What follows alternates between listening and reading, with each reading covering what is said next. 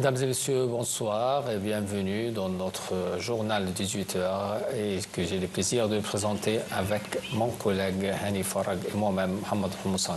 Bonsoir Hani. Bonsoir Mohamed, bonsoir tout le monde et bienvenue chers téléspectateurs sur la deuxième chaîne nationale sur NAL TV International. Et tout de suite, le principal titre. Le président Abdel Fattah el-Sisi indique que le sommet tripartite entre l'Égypte, Chypre et la Grèce a témoigné d'un progrès tangible dans les domaines de coopération.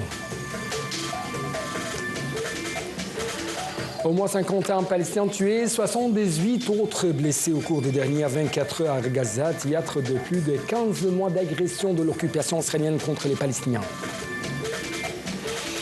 Et enfin, le chef de la diplomatie française déclare que certaines sanctions contre la Syrie pourraient être levées rapidement.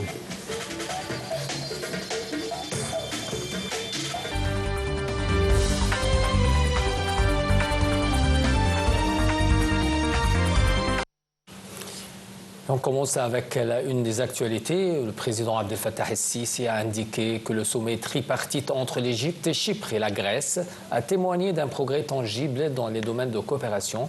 Lors d'une conférence de presse au Caire avec le président chypriote Nikos Christodoulides et le premier ministre grec Kyriakos Mitsotakis, le président el-Sisi a souligné que le mécanisme de la coopération tripartite traduit la profondeur des relations historiques reliant les trois pays et de leur partenariat. Le président el-Sisi a d'autre part annoncé la signature de nombre de mémorandums d'entente bilatéraux avec Chypre et de mémorandums d'entente tripartite avec Chypre et la Grèce. Selon le président, ces mémorandums d'entente visent à renforcer la coopération dans le domaine de l'énergie. Évoquant la situation prévalente dans la région, le chef de l'État a souligné l'importance de récupérer la sécurité et la stabilité, d'aboutir à un cessez-le-feu durable à Gaza, de libérer les otages et les détenus et d'assurer l'acheminement des aides humanitaires aux Palestiniens dans le secteur, tout en empêchant les déplacements forcés des Palestiniens.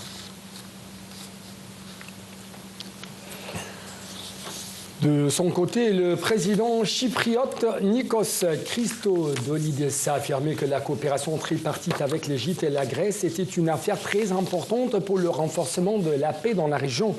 Le président chypriote a d'autre part ajouté que l'Égypte était un pilier fondamental de la stabilité dans la région et que la communauté internationale doit la soutenir. Il a de même indiqué qu'au cours du sommet, des accords ont été signés entre les trois pays dans le domaine de la santé, de l'enseignement, de télécommunications, plutôt des communications.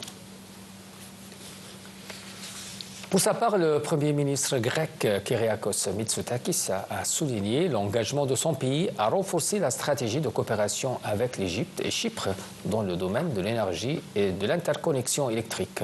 Lors de la conférence de presse tenue à la suite du sommet tripartite, Mitsotakis a affirmé que son pays coopère avec l'Égypte et Chypre afin de renforcer la sécurité dans la région, soulignant la nécessité de restaurer la stabilité en Syrie. A rappeler que le Caire a accueilli aujourd'hui le 10e sommet tripartite entre l'Égypte, Chypre et la Grèce, regroupant le président Abdel Fattah el-Sisi, le président chypriote Nikos Christodoulides et le premier ministre grec Kyriakos Mitsotakis. Dans son allocution à l'inauguration de ce sommet qui s'est tenu au palais de l'Etihadiyya au Caire, Monsieur le président Abdel Fattah el-Sisi a souligné l'importance de la coopération entre l'Égypte, Chypre et la Grèce, ainsi que l'importance de la coordination entre les trois pays en ce qui concerne les développements survenus au niveau du Moyen-Orient, et ce, afin de récupérer la stabilité dans la région et de mettre fin à toute escalade. Le président Sisi a indiqué que la coopération entre les trois pays constituait un pas axial vers leur intégration, mais aussi vers une coopération économique plus étroite. Il a précisé que les liens reliant les trois pays étaient devenus un modèle de la coopération régionale intégrale. Monsieur le Président a aussi loué la position de Chypre et de la Grèce, soutenant le droit du peuple palestinien à un État indépendant, conformément aux résolutions des Nations Unies. Le président Abdel Fattah el-Sisi a d'autre part souligné la nécessité d'intensifier les efforts, mais aussi les pressions afin d'aboutir à un cessez-le-feu et à un règlement des conflits en Syrie, en Libye, au Yémen et au Soudan. De son côté, le président chypriote Nikos Christodoulides a déclaré que la situation au Moyen-Orient est pleine de défis qui nécessitent une étroite coopération pour y faire face. Il a indiqué que le sommet tripartite est une bonne chance pour optimiser le mécanisme de la coopération entre les trois pays. Le président chypriote a d'autre part mis l'accent sur les nombreuses perspectives de coopération entre l'Égypte, Chypre et la Grèce, en particulier dans les domaines du tourisme, de l'énergie et de la sécurité. Il a ajouté que les défis confrontent les trois pays et la nécessité de prendre des mesures conjointes efficaces pour y faire face, sont le motif du lancement du mécanisme de coopération tripartite en 2014. Pour sa part, le Premier ministre grec, M. Kyriakos Mitsotakis, a déclaré que la région connaissait actuellement moins de stabilité et de sécurité. Dans son allocution lors de l'inauguration du deuxième sommet tripartite, M. Mitsotakis a souligné que la situation au Moyen-Orient exigeait davantage de coopération géopolitique pour surmonter les géants défis. Mitsotakis a d'autre part indiqué qu'il y avait un lien entre la situation en Syrie et la perturbation de la stabilité en Libye. Il a aussi souligné la nécessité de déployer plus d'efforts pour aboutir à un cessez-le-feu à Gaza et mettre en place la solution des deux États.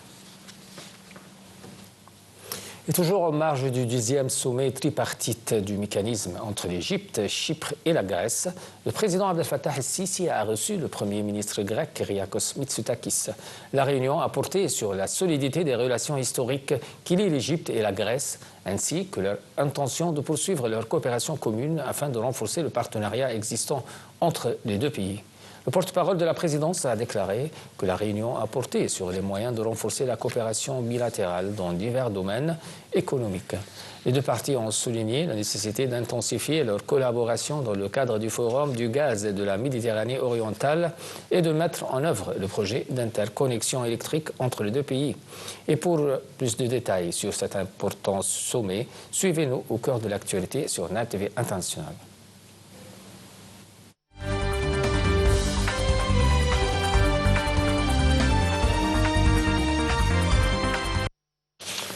Au niveau régional, le ministère palestinien de la Santé a annoncé aujourd'hui qu'au moins 51 personnes avaient été tuées, 78 autres blessées au cours des dernières 24 heures. Un responsable palestinien a annoncé aujourd'hui que 3 personnes, dont 2 enfants, avaient été tuées dans une frappe aérienne israélienne à Tamoun, un village du nord de la Cisjordanie occupée. Le gouverneur de la région de Tobas, dont dépend Tamoun, a déclaré que 3 membres d'une même famille étaient morts devant leur maison. L'armée d'occupation israélienne avait annoncé plus tôt que son aviation avait ciblé des Palestiniens dans la région de Tamoun. Selon des données de l'autorité palestinienne, qu'au moins 821 Palestiniens y ont été tués par des soldats ou des colons israéliens. Passons en Syrie où le chef de la diplomatie française, Jean-Noël Barrot, a déclaré aujourd'hui que certaines sanctions contre la Syrie pourraient être levées rapidement. Il a ajouté qu'il y a des sanctions qui visaient Bachar el-Assad et les bourreaux de son régime selon ses propres termes. Ces sanctions-là n'ont évidemment aucune vocation à être levée et qu'il y en a d'autres qui entravent l'accès à l'aide humanitaire, qui empêchent le redressement du pays et celle-ci pourrait être levée rapidement. Des sources diplomatiques à Berlin ont indiqué que l'Allemagne était également favorable à un assouplissement de certaines sanctions européennes contre la Syrie. Le porte-parole des Nations Unies, Stéphane Dujarric, a confirmé que la mission de la force intérimaire des Nations Unies au Liban, la FINUL, continuera à coordonner avec le Liban et Israël pour désamorcer la crise. Le responsable onusien a souligné que la mission a soutenu le redéploiement des forces libanaises sur les sites de Nakoura et Amal el-Shab après le retrait des forces israéliennes, ajoutant que l'armée israélienne est toujours présente dans d'autres endroits, mais les préparatifs du retrait progressif doivent s'accompagner du déploiement des forces libanaises dans le sud. Au niveau du dossier libanais, l'ONU et le gouvernement du Liban ont lancé un nouvel appel aux dons de 371,4 millions de dollars pour faire face aux besoins humanitaires urgents de la population touchée par le récent conflit entre l'occupation israélienne et le Hezbollah. En octobre, un premier appel de 426 millions de dollars avait été lancé pour venir en aide aux personnes déplacées par les agressions et les frappes israéliennes au Liban. L'appel qui a permis de mobiliser d'environ 250 millions de dollars selon l'ONU. Dans ces conditions, 371,4 millions de dollars supplémentaires sont nécessaires pour soutenir les efforts pour sauver des vies et empêcher la détérioration d'une situation déjà terrible. Cet appel est principalement destiné à aider jusqu'à mars 1 million de Libanais, de réfugiés syriens et palestiniens et de migrants les plus touchés par la crise humanitaire.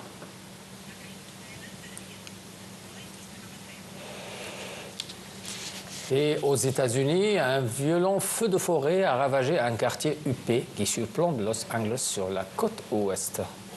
En fait, selon les autorités, ce violent feu a forcé depuis hier des milliers de personnes à fuir, alors que des vents de la puissance d'un ouragan posent un danger mortel. Les détails dans ce compte rendu. Un violent feu s'est déclaré mardi en fin de matinée dans le quartier de Pacific Palisades, peuplé des villas à plusieurs millions de dollars où habitent des célébrités hollywoodiennes dans les montagnes au nord-ouest de Los Angeles. Des habitants paniqués ont dû abandonner leurs véhicules sur l'une des seules routes entrant et sortant de la zone, fuyant à pied le feu qui a déjà ravagé près de 1200 hectares. Pour accéder au quartier, les pompiers ont dû utiliser des bulldozers pour dégager des dizaines de véhicules de la chaussée, laissant des carcasses écrasées aux alarmes hurlantes sur le bord de la route. Le feu a provoqué un énorme nuage de fumée visible depuis toute la mégapole. Des vents chauds de Santa Ana, typiques de l'hiver californien, soufflent jusqu'à 160 km/h dans la région mardi et mercredi, selon les services météorologiques américains. De quoi propager les flammes très rapidement et poser un danger mortel. Passons en Chine, où des milliers de sauveteurs bravent le froid et l'altitude aujourd'hui pour retrouver des survivants après un séisme dévastateur. Ce puissant séisme dans le sud-ouest du pays a fait au moins 126 morts et provoqué l'effondrement de nombreux bâtiments. Un tremblement de terre ressenti jusqu'au Népal voisin. Le point tout de suite. En Chine, des milliers de sauveteurs bravent le froid et l'altitude pour retrouver des survivants après un séisme dévastateur qui a provoqué l'effondrement de milliers de bâtiments au Tibet. Le séisme d'une magnitude de 6,8 a frappé le canton de Tingri, selon l'Agence nationale chinoise chargée des séismes. L'Institut d'études géologiques américain a fait état d'une magnitude de 7,1. Au moins 126 personnes ont été tuées et 188 autres blessées à la suite de ce séisme survenu dans le canton rural de Tingri au Tibet, non loin de la frontière népalaise. Plus de 3600 bâtiments se sont effondrés et 187 sites d'accueil pour les sinistrés accueillant 46 500 personnes ont été mis en place. Les autorités ont envoyé de l'aide d'urgence, notamment des tentes en coton, des couettes et d'autres équipements nécessaires pour supporter les rudes conditions climatiques. Le président chinois Xi Jinping avait appelé à tout mettre en œuvre pour mener à bien les opérations de recherche et de sauvetage. Le secrétaire général de l'ONU, Antonio Guterres, s'est dit profondément attristé par les pertes humaines. Le président russe Vladimir Poutine a adressé un message à Xi Jinping disant que la Russie partage la douleur des Chinois. La France a de son côté proposé son assistance pour venir en aide aux populations himalayennes touchées.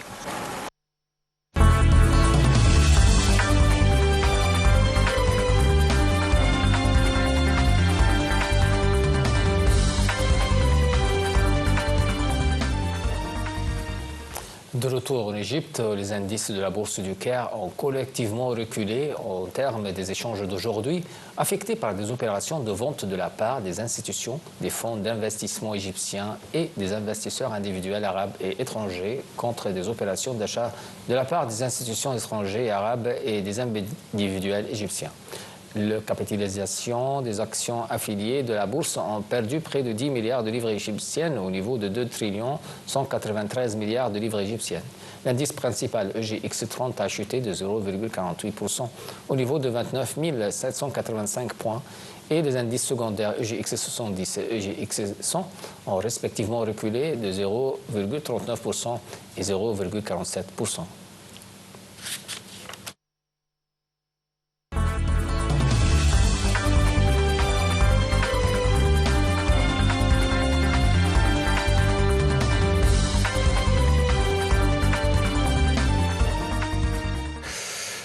Et donc, dans le monde du sport, le Newcastle a fait plier l'Arsenal 2-1 en demi-finale d'aller de la Coupe de la Ligue hier à Londres, près de 15 ans après sa précédente victoire sur la pelouse des Gunners. Newcastle n'avait plus gagné chez l'Arsenal, toute compétition confondue depuis novembre 2010. Une victoire 1-0 en Première Ligue acquise sur un but d'Andy Carroll. L'Arsenal aura néanmoins une chance de renverser la vapeur avec la demi-finale retour le 5 février à St. James Park. Tottenham et Liverpool s'affrontent en fait ce soir également à Londres dans l'autre demi-finale aller.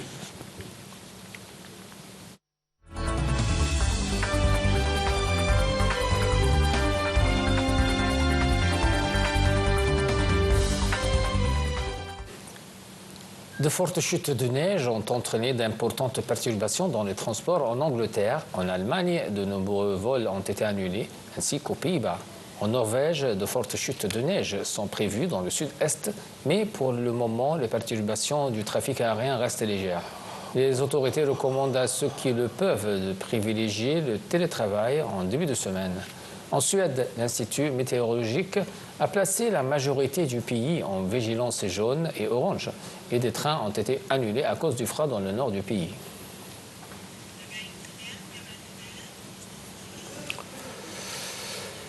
Donc avec la météorologie, nous devons clôturer cette édition de notre journal complet en langue française. Merci beaucoup pour votre attention. Merci Mohamed. Merci Annie, merci tout le monde et bonne soirée. À bientôt.